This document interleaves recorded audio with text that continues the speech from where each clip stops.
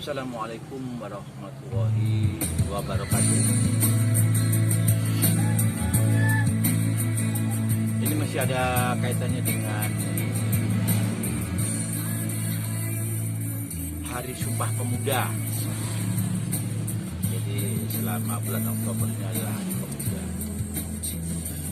Kami akan melayangkan kritikan kepada pemerintah.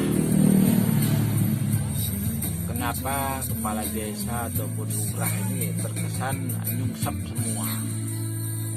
Jadi praktis nggak ada kegiatan yang sifatnya itu kemasyarakatan.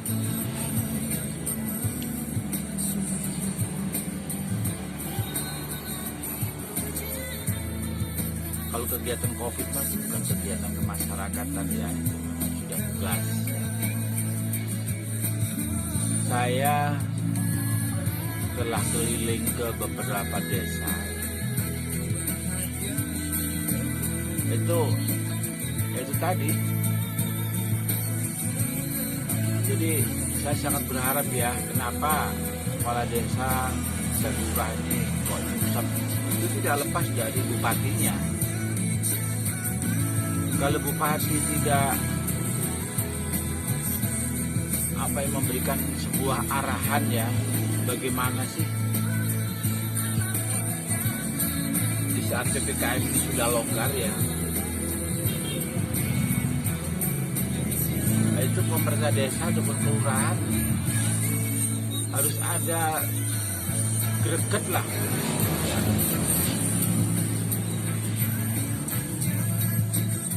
Sebenarnya kalau kita melihat di desa ya, atau di kelurahan ya, di kelurahan kota atau di ya, itu sebenarnya banyak ya, pegiat-pegiat yang sudah mau berkegiatan walaupun tanpa anggaran. Jadi pemerintah ini sebenarnya tinggal support.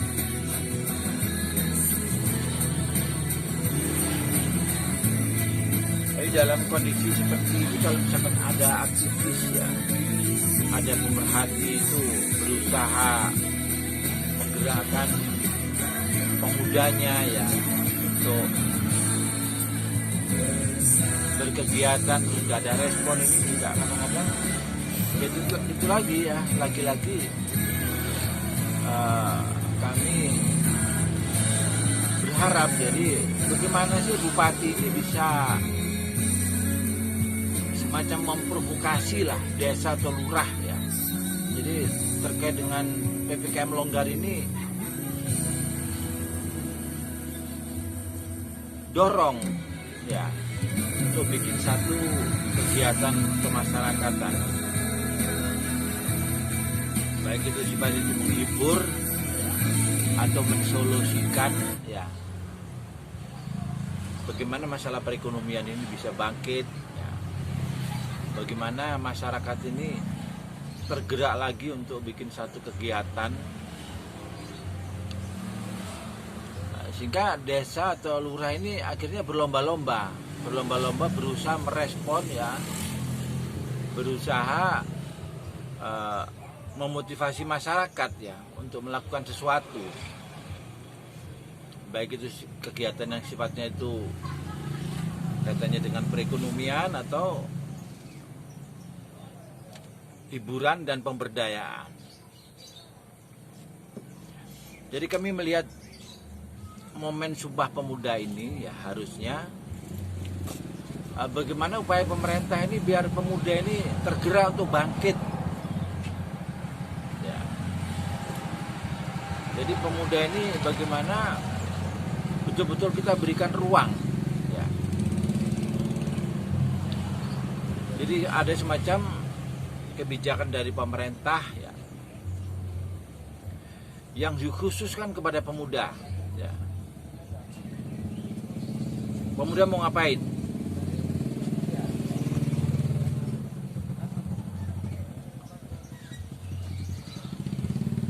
Kami berusaha mendekati pemuda ya. Pemuda sebenarnya ingin ya ada satu kegiatan ya, satu pergerakan ya, untuk perekonomian ya. Tapi desa juga responnya adem ayem aja gitu loh ya, malah terkesan cuek. Padahal kita ini sebagai pegiat sosial ini betul-betul meluangkan waktu ya, dan bergerak secara ikhlas. Nah, sejauh itu desa juga gak bisa merespon. Kenapa? Jadi jangan terbuai dengan adanya COVID ini terus nyungsep terus. Jadi semangati ini Sumpah Pemuda ini. Bagaimana peringatan Sumpah Pemuda ini menjadi sebuah momen pemuda itu bangkit, ya, pemuda itu menjadi tangguh dan bertumbuh. Ya, bagaimana? Jangan hanya slogan-slogan aja. Kita bosan dengan slogan.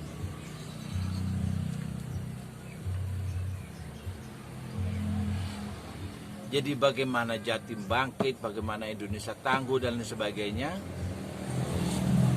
Ini pastinya yang diharapkan itu adalah pemuda.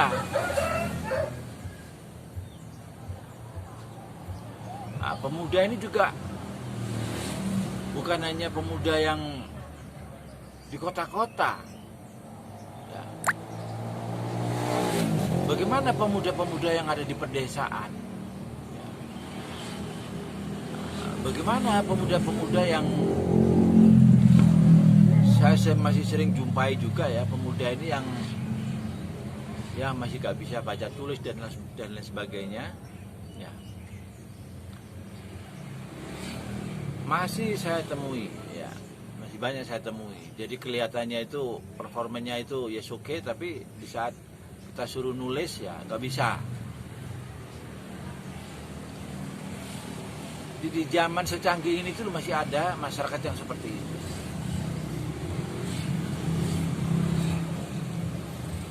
Dan pengaruh teknologi yang luar biasa ini ya, yang pemerintah sebenarnya harus fokus. Bagaimana pemuda ini gampangannya nggak diperbudak oleh setan kota. Jadi berikan tempat atau ruang pemuda ini untuk berinovasi ya, saling berkomunikasi ya, saling berkreatif ya, saling berhubungan satu dengan yang lainnya ya.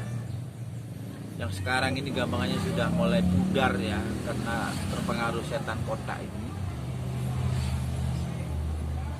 Ini jadikan ini sebagai tanggung jawab pemerintah.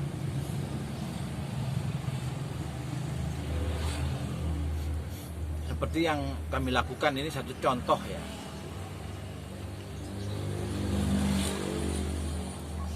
Saya punya manajemen untuk membangkitkan pemuda, untuk menciptakan pemuda tangguh, yaitu rolling management. Rolling management ini penerapannya, ya implementasinya, bagaimana di setiap desa yang punya potensi-potensi wisata, ya potensi-potensi produk unggulan atau potensi-potensi wilayah yang bisa dioptimalkan, ya ditingkatkan. Misalkan ada satu area yang kosong, itu menjadi panggungnya anak muda. Jadi dari diaspora, ya dari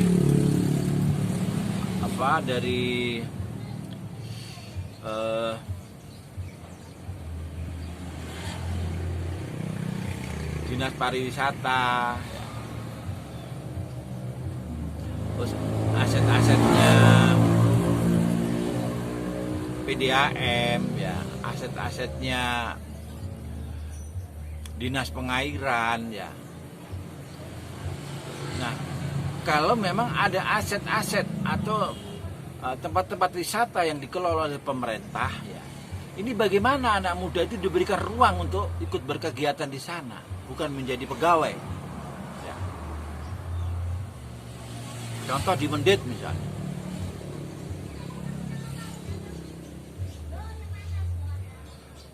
Bagaimana setiap minggunya ya, misalkan selalu ada event Dan yang melaksanakan event ini siapa? Pemuda. Pemuda kita berikan ruang untuk berkegiatan mengadakan satu event di tempat-tempat wisata tadi. Pastinya ada sharingnya. Sehingga di saat pemuda berinovasi, berkegiatan, bikin event, ya itu ada hasilnya. Sehingga pemuda ini semangat.